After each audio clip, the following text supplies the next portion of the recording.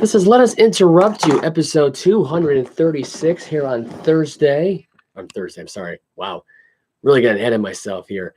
Here on Tuesday, November 14th, 2023.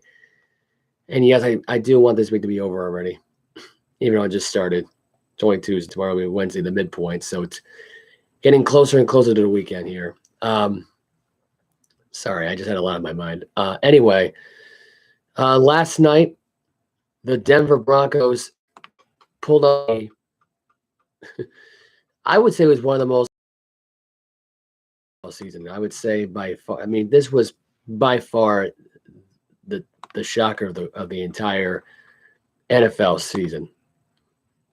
And I'm not sure at this point how to feel about it, considering the prime time and really good in prime time football games at home. This was losses of the entire season for the Buffalo Bills at home. Really to be outplayed by Russell Wilson in the end. It leaves me stunned. I mean, the fact that they can't beat this Denver Broncos team is shocking. Josh Allen last night had 2 interceptions last night. I think it was only sacked once through the entire game, I think. Otherwise, he didn't throw for exactly 5 football games that Russell won. Can't seem to get rid of it now. That's great. Anyway, Javonte Williams rushed for 21 times for 79 yards. Cook had 12 carries for 109 yards. He had 3 fumbles in the game. He lost 2 of them. He lost one early in the first quarter, which gave Denver the field goal from deep within Buffalo territory. This is around the kickoff, first of all, when Cook received the kickoff. This was just an off night for Texas. That was a lot of missed opportunities for Denver to expand the lead and make this win a lot bigger than what it was. And Wilson last night was on key last night. He had passed to Cortland Sutton in the end zone for 8 yards for a touchdown after a field goal. Then a 22-yard pass play after an 81-yard drive.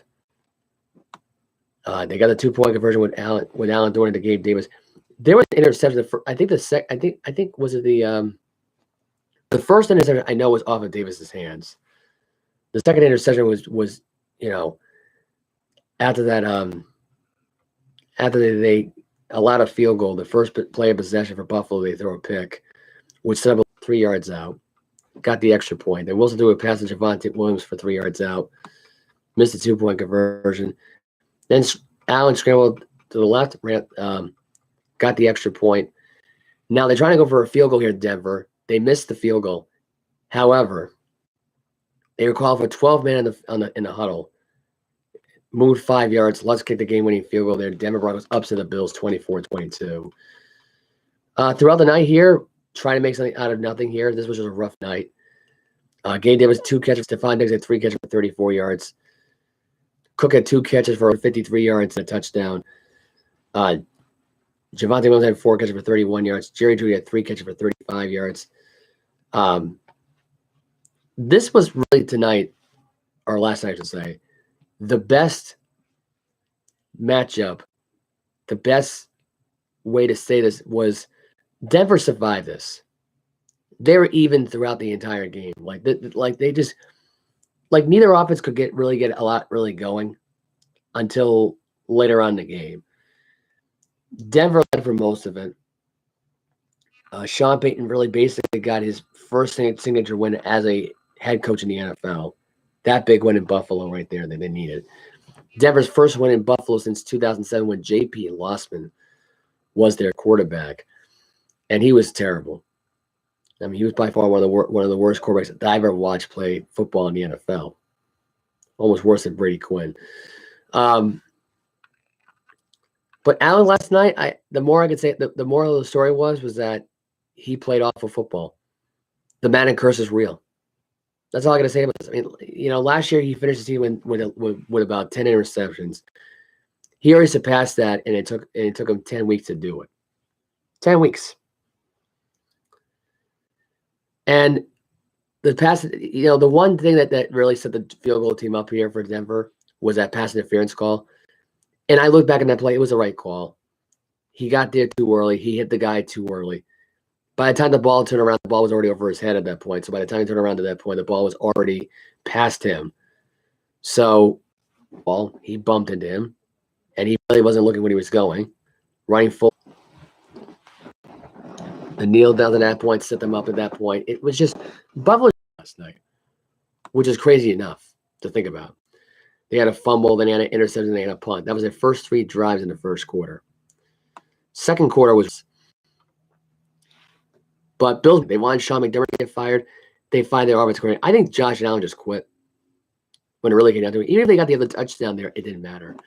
I think Allen just quit on his offensive coordinator. It's that simple. They only had 2 drives in the fourth quarter, about 3 or 4 drives in the third. They weren't really long drives. They weren't. And I must say for Denver, I mean, for them to go for on fourth down there, and they did, it made me wonder at that point in time, like, what were they thinking? Because the mindset in this game was the fact that right now that Buffalo needed this one.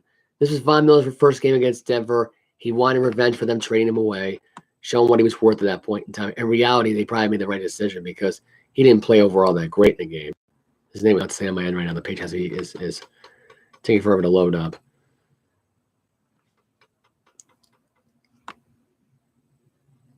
Just trying to figure out the touchdown drive. It was 81 yards. So the first play was from their own 19. It was a pass play to Cook. Then a running play for 13 yards by Cook. Then Cook ran up the middle. So Cook really had the majority of the ball, and so did Murray. Allen passed it over to Diggs for 14 yards. The only big play to Diggs. Murray had a running play down to the Denver 22 for 14. Then Allen passed it for 22. The only big play they had all night. And then Allen drops back. He's trying to look for Hardy here. He forces this into double coverage. I thought that was pretty bad. That's up a field goal there. Then Denver went 3 and out. And then Buffalo here from their own 39-yard line, by the way, they couldn't get anything going. They tried to throw to Shakir on 4th and 1. I mean, if you're going to go for it on 4th and 1, you got to give it to your guy, Stephon Diggs. You got to give it to Dalton Kincaid, or you got to give it to Davis. It's one of those 3. First play of the drive, he tried to give it to Davis. That was incomplete. He tried to give it to Diggs. That was incomplete. He had 9 yards to the Kincaid. Couldn't get the first down. I mean, this was just bad football at its finest. Next, that's a Broncos fumble, which is the only turnover they had all night in the game. Sutton fumbled it right now. It was forced out by Turner. Did recover it, or Razul Douglas recovered it. An illegal touching and gave them the ball right back, but I guess the player never really stepped out of bounds. So, and that set up Buffalo for a good drive there. Good running plays by Cook, a running play up by Allen, another running play by Murray, and a 24-yard play by Shakir that started the drive out to begin with there. That set them up for the touchdown. Otherwise, I mean, if you think about it, there was some good stuff there. Going for it on 4th and 1 early in the third quarter, I mean, you're not down by much in this game. So I didn't get the logic there. They were lucky for that fumble right there, if it not for that play. If they would have fumbled back in their own territory, that would have been they still got a touchdown, granted. But I mean that, and it would have been as long as it was driving if it needed to be at this point. Because it's like, when looking back on this, it's like, what did you accomplish? You only had 170 yards down the field, 190 yards down the field. So, I don't know. Very disappointing game for Buffalo last night. They actually outgained the Broncos by 369 to 300. They allowed 178 yards as a passing team. Buffalo did. Denver only allowed 177 at that point in time, 3 times, including one fumble where he picked it back up himself and he just kept running with it. So that was good. That was good ball awareness right there from James Cook, just to maintain composure, not lose his crap, and really not turning the ball over at that point, because that would have ended the game right there. That was late in the fourth quarter, I believe, too. That set up that touchdown drive, which I think that was Allen to I'm trying to think that was Allen to I think that was a running play, right? It was Murray in that one there, and it was Allen rushing him in himself at the end of that point. So that gave them the lead right back. So yeah, I mean, Denver really earned this one fair and square. Dorsey, do I think he deserves to get fired? I think it was way too early here. This was a shocking firing. This was the biggest shock of a fire of a year for Ken Dorsey. I didn't expect him to get fired this year, really more than anything else. I thought this was a way to make Diggs and Allen happy here that he was gone. Do I think he deserved to get fired last night? No. To go through these problems, I don't want to hear it's injuries and stuff like that. We've seen this team. We've seen this team, prevail with a bunch of injuries because they got so much stock in their secondary. And people want to tell me because they're banged up and hurt right now that's an excuse.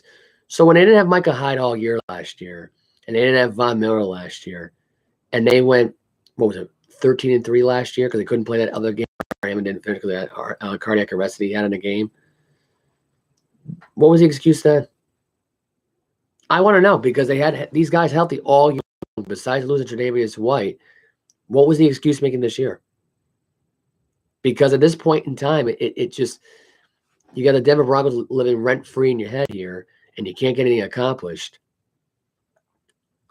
I thought if I'm the Buffalo Bills here, here's what I would do. I don't think that is the reason why. The defense playing like the way they played last night, just allowing Russell Wilson to get away with a lot of stuff, sure. But to say it was Josh Allen's offensive skill there, and Dorsey being the scapegoat here and being the one to fire in the end. Now, if that whole team were to miss the playoffs, fine, fire Dorsey at that point in time, or keep McDermott, or fire McDermott and keep Dorsey. Either way. But that by far was just an embarrassing performance at home. Was it embarrassing enough to deserve the firing of Ken Dorsey? No. I think you could have waited to the end of the year to fire him. There was no reason to pull the plug right now at this point. Buffalo was running on all cylinders at that point in time. Sure, they only scored 18 last week against the Bengals, but you're facing a really good Bengal defense, and you're facing Burrow in Cincinnati. You held that team to under 25 points. That's not easy to do. Could they have scored more? Sure. I mean, they had 8 days of this against the Denver Broncos, against the team who gave up 70 points at home, or on the road, I should say, to the Miami Dolphins.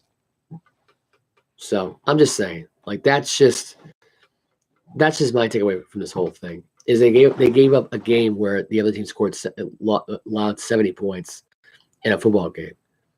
That's who you lost to if you're Buffalo. So that was unfortunate. But Russell Wilson throwing for 193 yards, but having a game where he was 24 for 29 for 2 touchdowns. That because the curse well known, and it's a playoff team last year that should have gone deep. And unfortunately here, I mean, I don't know. Like I look at Joe Brady's time in Carolina, and I say to myself, they had Christian McCaffrey there, they had Cam Newton there, they had all these, Burrow was around in LSU, and he comes to the NFL, and he ends with a Panther team that is beyond terrible every year. That's the end of it right there. So I mean, again, it really does make you wonder. Is Joe Brady the right choice here? Like Airbnb? Sure. Do I think he's going to leave Washington to take this gig in Buffalo and be the head coach possibly next year if Sean McDermott gets fired? I mean, I don't see McDermott getting fired this year. I'd be shocked if he was fired, even if they miss the playoffs towards the to the team. He says, he said that as far as fixing Stafford goes at this point,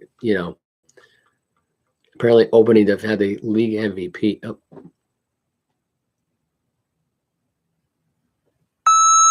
My phone is going off apparently.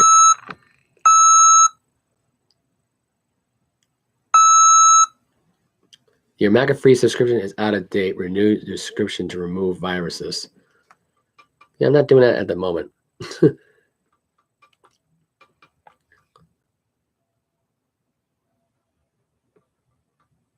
Anyway, I just had that weird.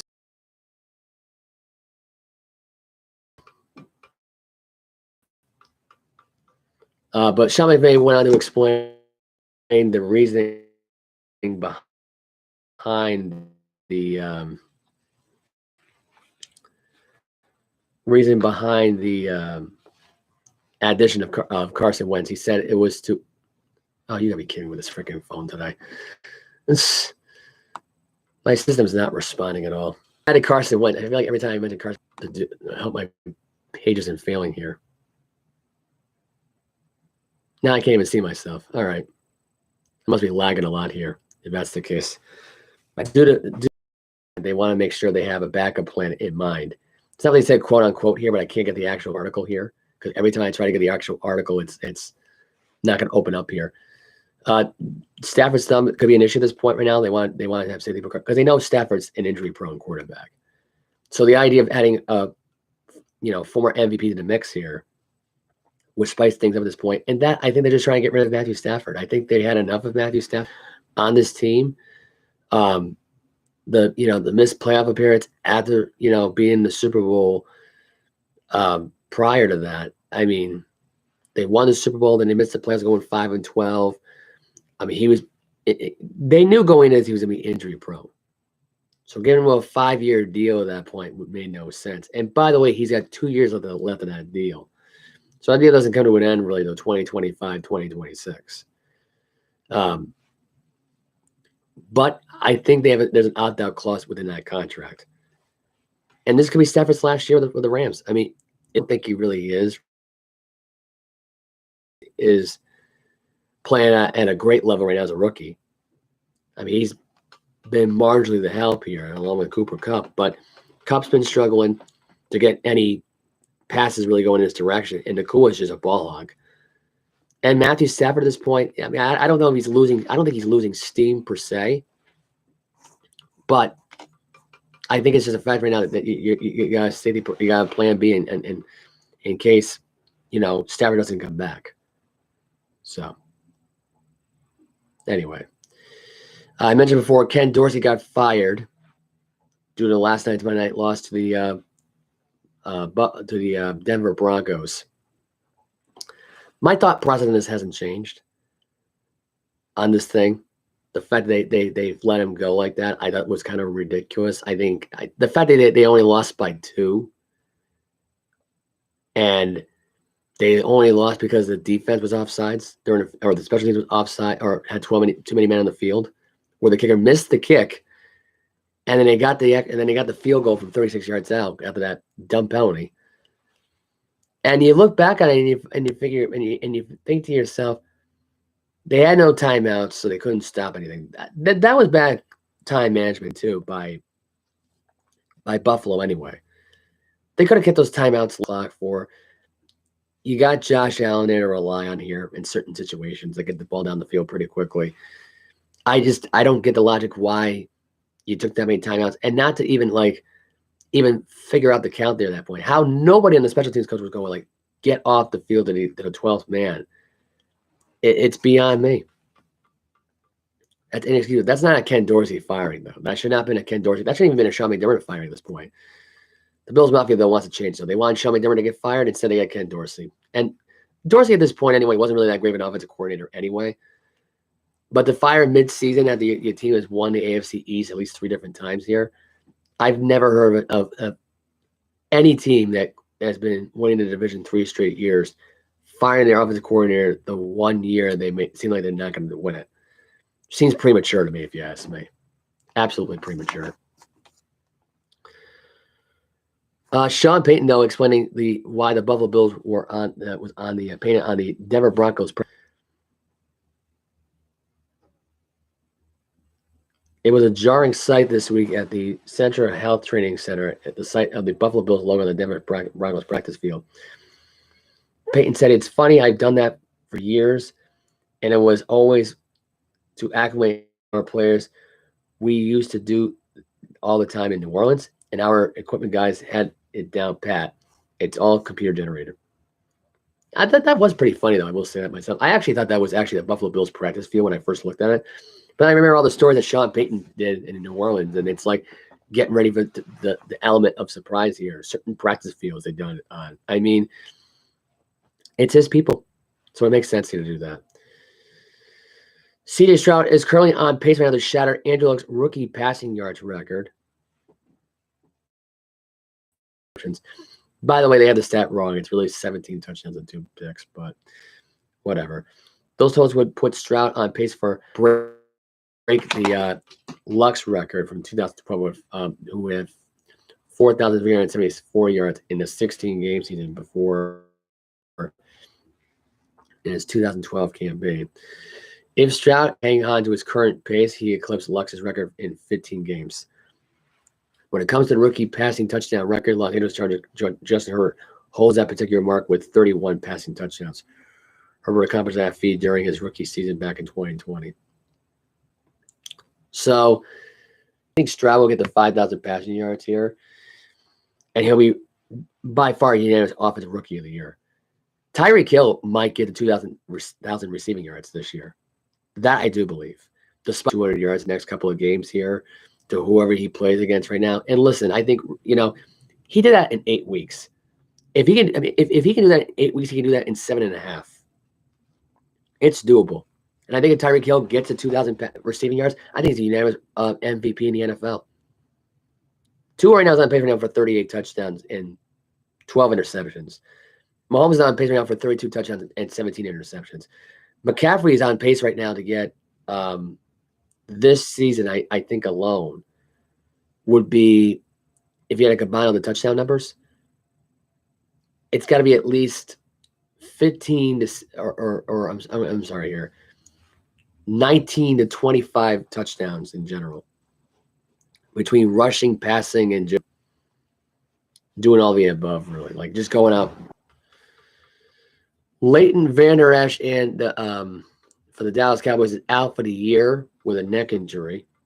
So once again, the injury prone, the second out for the season during after a pregame warmup, he fracturing his foot, so he's done for the year. Stafford on pace to return for Week 11 to go on to face the Seattle Seahawks, despite that the Carson Wentz is lying in wait to cash in on that opportunity. Vikings are re-signing Pro Bowler Anthony Barr, the former linebacker who used to play for the Vikings. He's now going to come back to the Purple Eating Monsters. This is after Jordan Hicks went under shin surgery per report. And I think he could be done for the year, which is why they're re-signing Barr. That's good news for Minnesota defensively. That's another big linebacker they could use here. Young guy. Really should have never got rid of him in the first place. So that's good news. That's good news for Minnesota. And let's get the college football news. We might as well get this one right now. Johnny Manziel praising Texas A&M leadership and offers to help and made a coaching search. He's saying, quote, "I would love nothing more," close quote. I thought about this all day, about Johnny Manziel, the idea of helping out to find Texas A&M a head coach here. Going off, so I'm not even going to bother. I'm not sure if this is linked to my phone or what the story with this thing is and why it's doing that. Anyway, that's driving me crazy. Anyway, it seems like I think I might have a virus on my phone, believe it or not, which is kind of sad. But Johnny Manziel, I think should be the head coach. I really can't believe I'm actually going to go in. I know he owns the bar, but I look at the college football head coaches today, and my first thought is it's like these coaches right now, aren't that special. I mean, Deion Sanders would be a good head coach. You bring in Shedeur Sanders in the SEC, it does bring a lot of intrigue, but it's not realistic. I think Shedeur's ready to go in the NFL. He's been in college football long enough, along with his brother Shiloh, along with Travis Hunter, Xavier, Isaiah Weaver, Jimmy Horton Jr., Travis Hunter, like the rest of them, the whole 9 yards. Like they had enough at this point. To pack bags now at this point and go to a different college would be a slap to the face of Colorado, really. But I think the Sanders family has had an older at this point. I think they have. They've had enough of Boulder and they've had enough of NCAA football.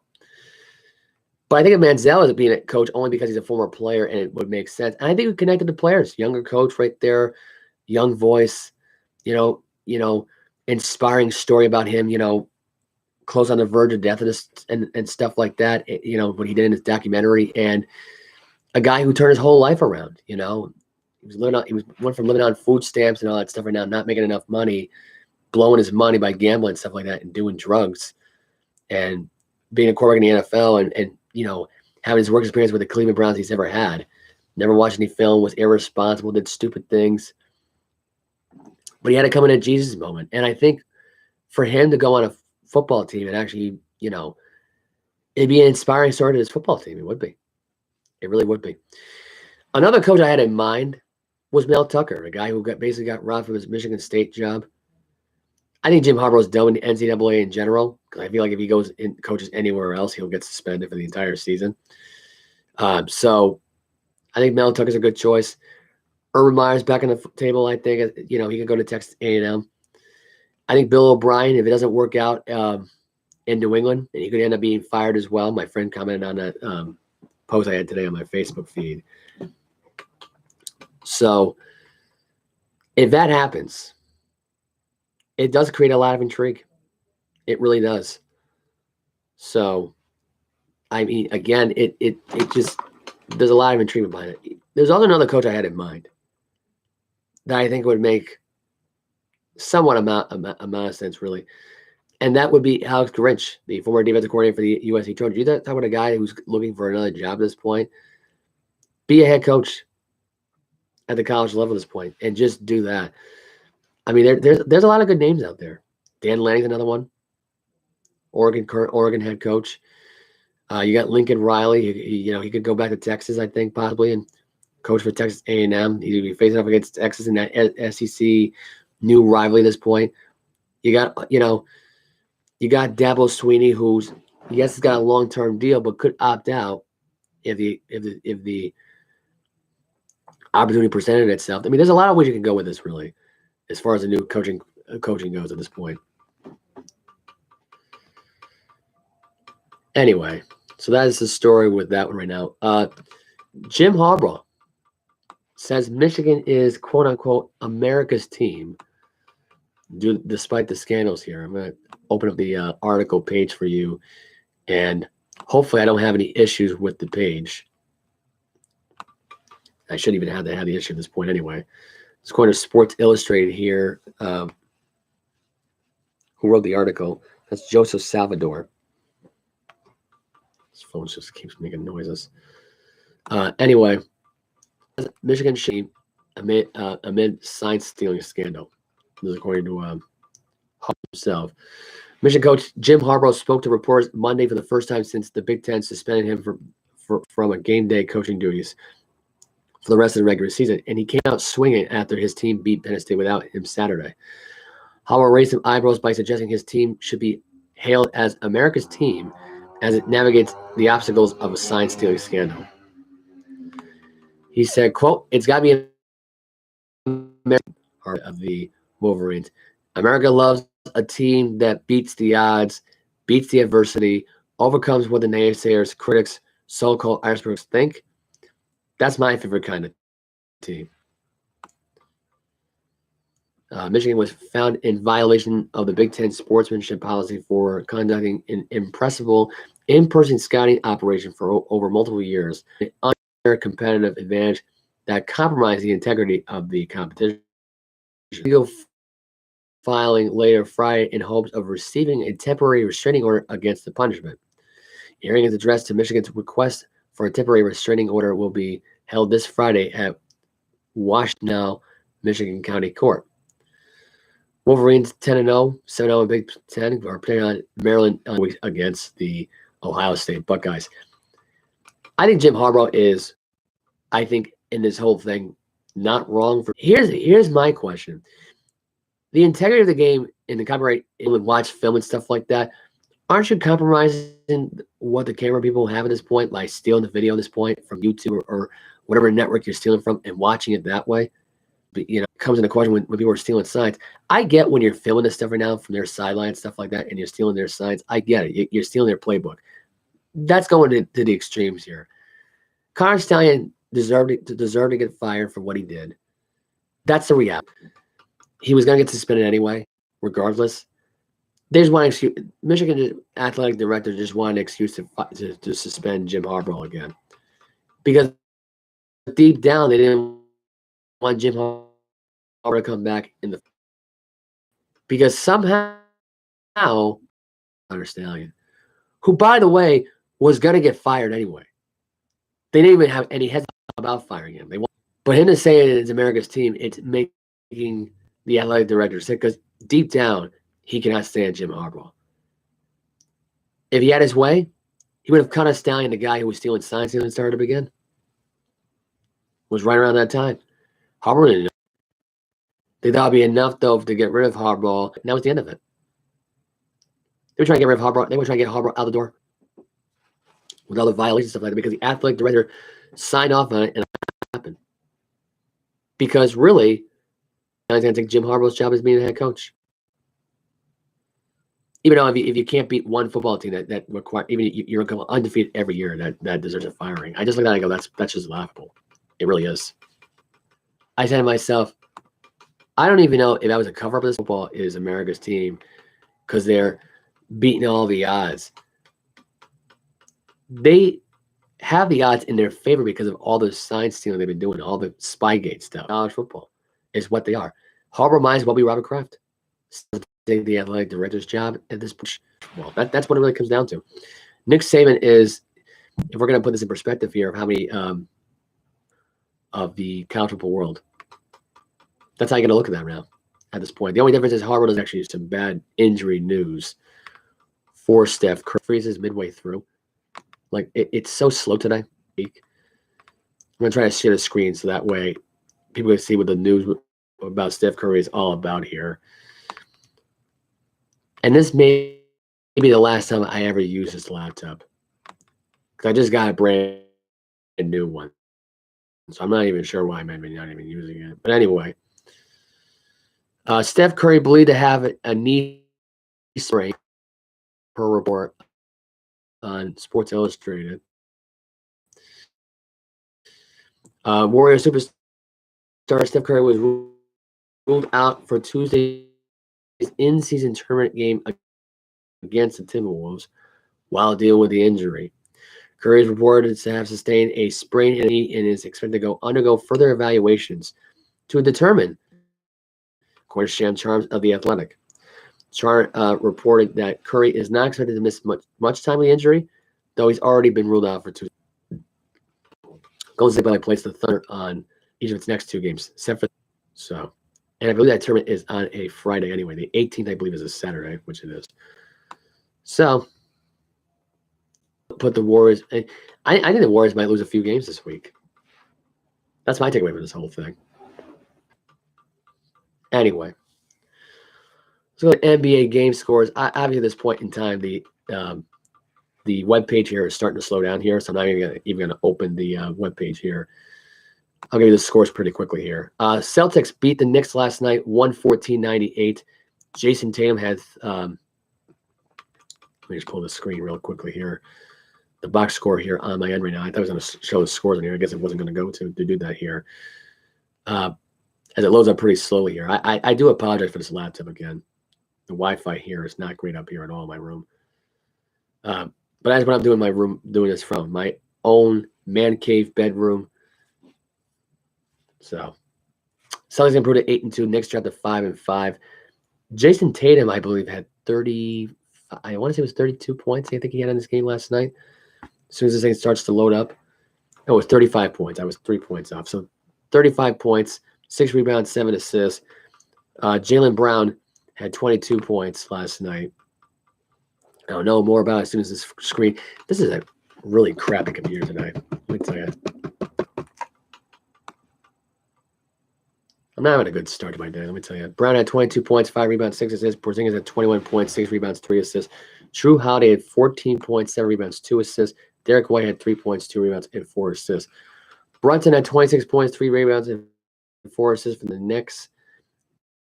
Randall had 25 points with 9 rebounds and 5 assists.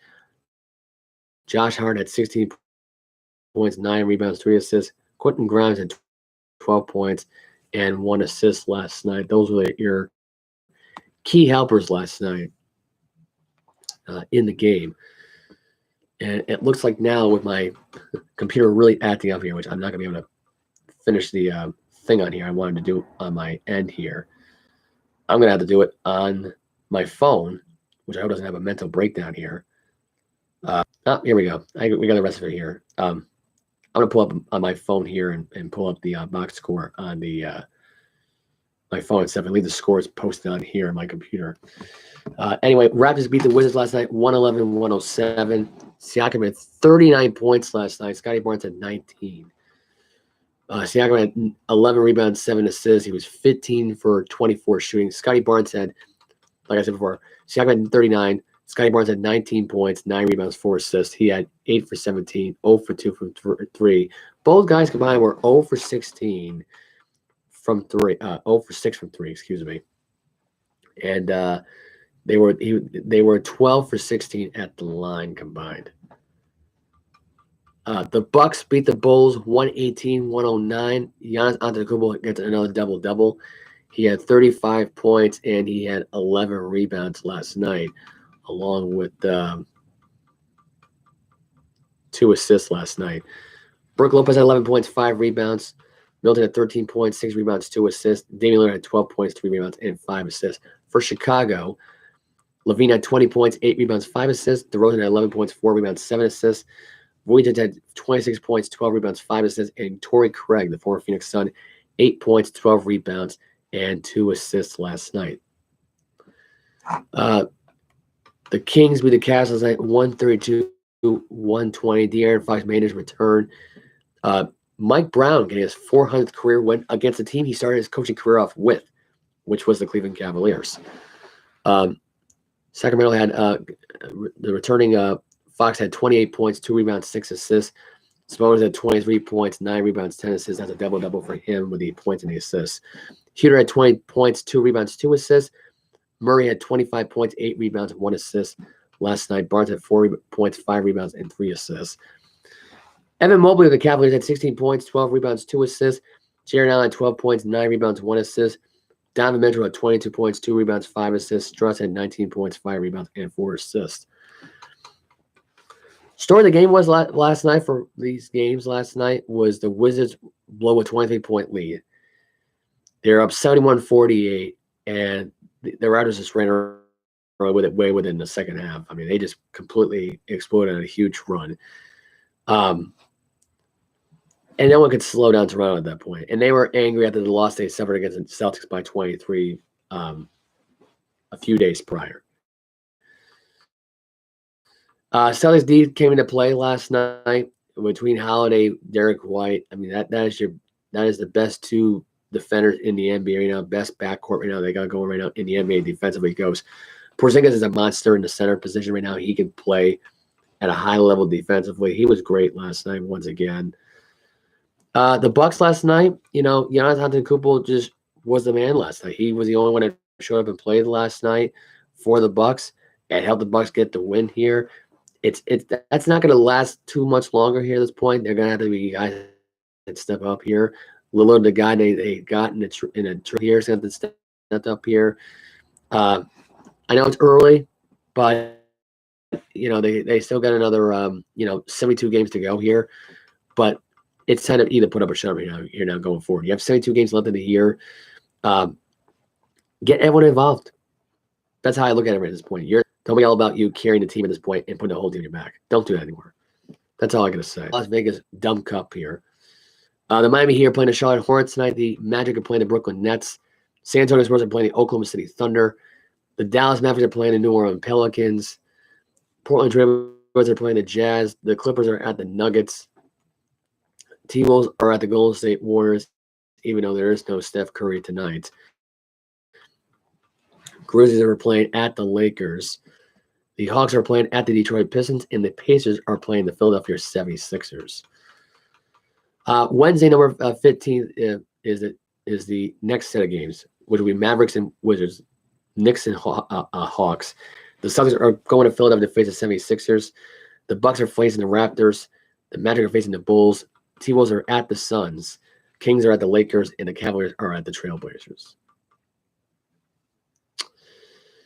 Anywho, let's get the NHL scores that were the games that were on last night. And they weren't too much on last night. The Oilers beat the Islanders 4-1, and the Avalanche beat the Seattle Kraken 5-1. Not much else to say about this really, other than The Oilers actually showed up last night, and they played pretty good hockey last night. Dorsey, McDavid, this is one of the better games they had yet so far. They came to play last night. Dorsey had a snapshot goal. Zach Hyman had a power play goal. Connor McDavid had a snapshot goal during a power play, and Evander Kane had the empty netter last night. So 3 guys that I just mentioned on this podcast that needed to step up here and get Edmonton going. I don't know if this is going to be a start or something at this point. I don't know if this win accumulates to anything here, if they get back to their winning ways here. But if this is one of the steps, and in order for Edmonton to be at least somewhat competitive here, they're going to have to, have nights like this going forward. Colorado at this point, Renton had scored a goal. Colton scored with about 2 minutes apart in the second period as the Avalanche beat the Kraken here. Gregory had 18 saves. Kraken were not in it last night at all. Brandon Nave had the only goal for the Kraken in the first period. Mikko Rantanen had a goal. Ross Colton had a power play goal within 2 minutes. There was a power play that was against Seattle, and Colorado took advantage of that pretty quickly. Cale Makar had a wrist shot goal. Jonathan Duran had a wrist shot goal of his own. And Varalty Nescott got a tip-in shot. It was hit by Cale Makar and Nathan McKinnon. So, Avalanche stepped up last night. They faced off against their playoff foes, and they made a statement in their own place.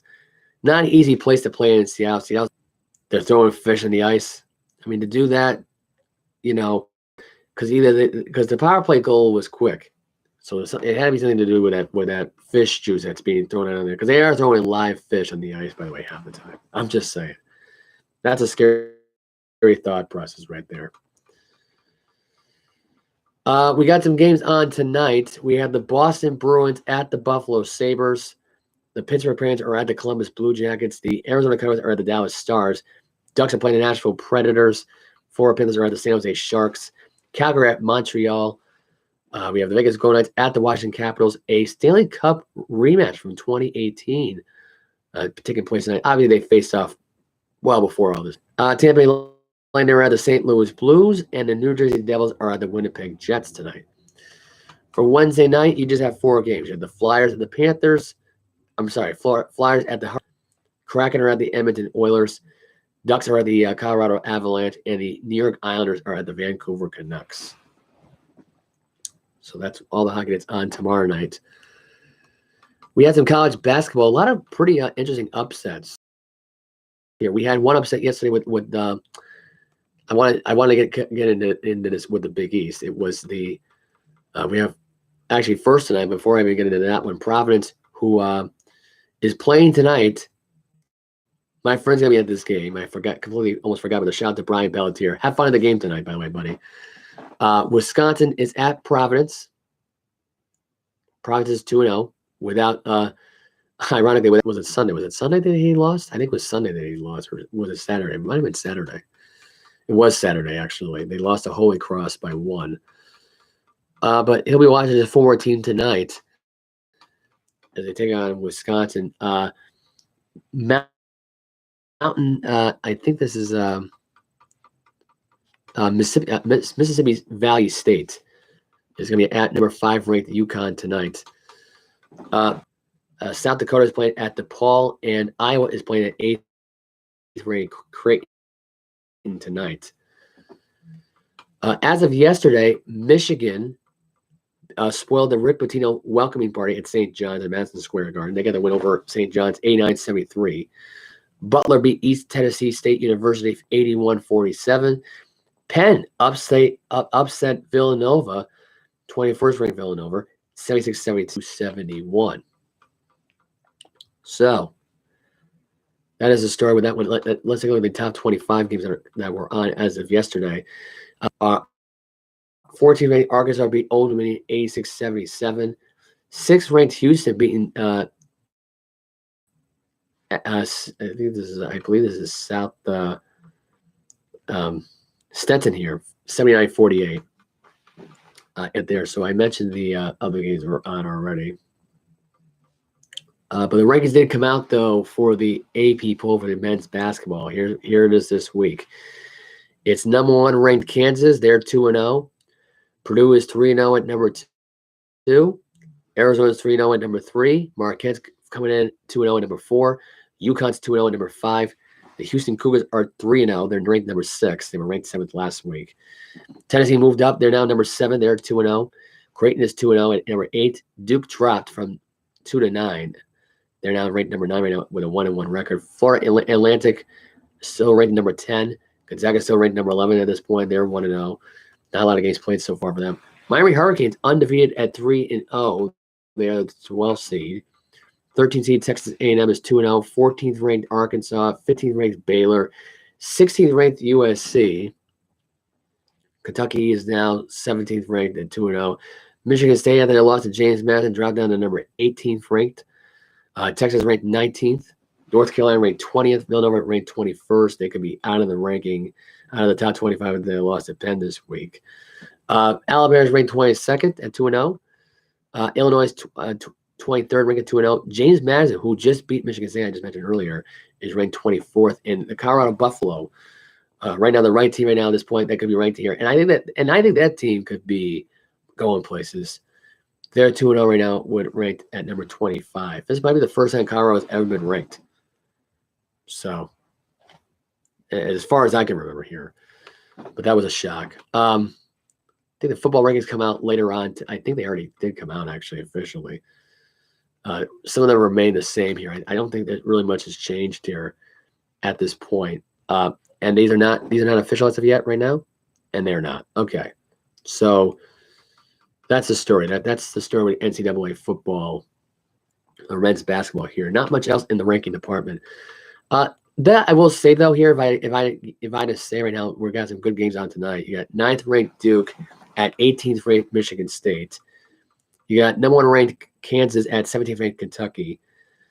That's part of that big doubleheader on ESPN. Wolford's at Tennessee. Tennessee's ranked number 7th. 11th Gonzaga's at home against, I think this is Eastern Oregon, and it is. Yeah, I mentioned before about UConn at home against Mississippi Valley State University. Eastern Michigan University will be taking on Florida Atlantic University. You have South Alabama taking on 22nd ranked Alabama. You have 4th ranked Marquette and 23rd ranked Illinois. They are calling this to be an upset alert tonight, with Illinois favored as the winner going into this game. Not sure why. 13th ranked Texas A&M is at SMU. Milwaukee's at 25th ranked Colorado. Iowa was at 8th ranked Creighton. UMKC's at 15th ranked Baylor. And UCI Davis is at 16th ranked USC. As far as top 25 games on tomorrow night, it's Rice at 19th ranked Texas. For Thursday, it's 6th ranked Houston at Townsend. As far as the Atlanta 10 goes, which is not really much going on in that department there. There was only a couple of games on yesterday. UMass got the win over Quinnipiac, 102-81, and Duquesne beat Stony Brook 85-63. Tonight, URI is in the Charleston Classic. They're taking on Wagner tonight. UI goes to University. Hofstra taking on George Washington, and Bucknell taking on LaSalle in the Legends Classic. That coverage starts at 6:30. So that is the story there with that. I already mentioned the NHL games are on tonight. I will be watching the Bruins game tonight. Hopefully, Swayman has a great night tonight. They're taking on the Buffalo Sabres. I won't be going to the game, obviously, but I'll be watching the game. Probably out in the bar tonight. I'm thinking about it at this point. My friend was just messaging me before the show even started on here about whether or not I was going to go out tonight. So I might just go out for a couple of beers. Game's going to be over at 9:30. I'm going to be up at 5 anyway. Makes me go to bed at 10 o'clock. So I wasn't going to go to the gym, but I'm not feeling it right now. Though I will do my flu shot, though. That I will get out of the way, just so my mom can get up. I can get my mom on my hair about that. Much else to tell here at this point. I was going to cover NCAA women's basketball, but there's really no sense of that. I'm not sure what's going on with my phone today or this laptop today. I'm not sure why every time I click on a store right now, the McAfee streaming thing comes up and the scanning thing comes up saying I have a bunch of viruses on my smartphone when it comes to Wi-Fi. I don't know if hopefully I can get that fixed and resolved. I don't know why that's happening. This phone's been fine all day until I just got home. So I don't know. We'll see what happens. But anyway, thank you all very much. Really do appreciate that very much for this for you guys listening to the show. If you haven't listened yet, go ahead, give it a listen. You notice the trend here. Hit the like button, subscribe. You can follow me on my social media. It's Joe Alva Boston Sports 1996 at TikTok. I haven't had time to change that yet. I do want to change that. So I will get to change that as soon as possible. I don't know why. I tried setting up and creating my own name with it. It wouldn't work.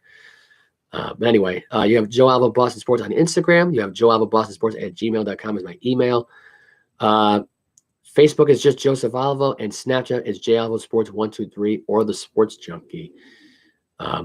It's J Alva the Sports Junkie. So that would be the two taglines there. There was another one that was created. I don't know if that has a name to it or not. I did not create it. It was a friend of mine that created it. I guess she changed the name. I guess it's on her own contact, I guess. So I guess that's the only way that she would see my name pop up is under a different name. I think she put my full name down or might just my nickname. I'm not sure. Anyway, you can go ahead and follow me on those things. Be much appreciated. The Facebook Let Us Interrupt You thing, it's all interconnected to my account. So it's one thing for Let Us Interrupt You, and then it's the other one for my personal account. If you want to follow the Let Us Interrupt You show, it's basically different posts on there. You might find a post in there on, and even a post of the hockey player who just got murdered. Apparently now it's a murder now. It was a homicide. That maybe more reports about it. I tried just uploading that article right now, just now on my phone before the show started, and that's what caused this whole McAfee thing virus. So it was kind of weird. Maybe it's one of those things I don't find out in the story. I don't cover it. Maybe if I do report it, it would just be off too. But who knows? Anyway, but yeah, this now went from a freak accident to basically a homicide. Don't know what the basis of it is. Not sure what happened. This was a former Pittsburgh Penguin. It was Adam Johnson, I believe his name was. So very sad to hear to this point that he was killed. That was no accident though. The fact that was premeditated or maybe not even premeditated, but just the fact that they're calling this a homicide, maybe this went from a free accident to now a murder situation. I just think that that's a scary thought that somebody would actually deliberately have somebody killed in the middle of a hockey game. I just think, and especially for a guy that was living there at the time, I mean, it just was one of them at that point. So it just doesn't really make a whole hell of a lot of sense. But anyway, I'm going to sign off. Enjoy the rest of your week, guys. I will see you all again on Thursday. I will preview the Bengals and the Ravens game, as well as the college football slate and college basketball slate, and a lot going on in the NBA. So get all the NBA games on. Actually, I didn't even give you the NBA rundown. That I do have to give you that one. I gave you Wednesdays. Thursday night action for basketball, it's just a few games. It's the Brooklyn Nets at the Miami Heat. I already gave you the rundown for tonight's game on Wednesday. I didn't give you a rundown for Thursday. Golden State will be playing the Thunder at home, and they play them again in 2 days after that in Golden State. So that's your Thursday games. Your Wednesday, I already covered, and your Tuesdays already covered. So there you go. I gave you a bunch of spoilers this week for what's on for sports. I am signing off again. I'll see you all in a couple of days.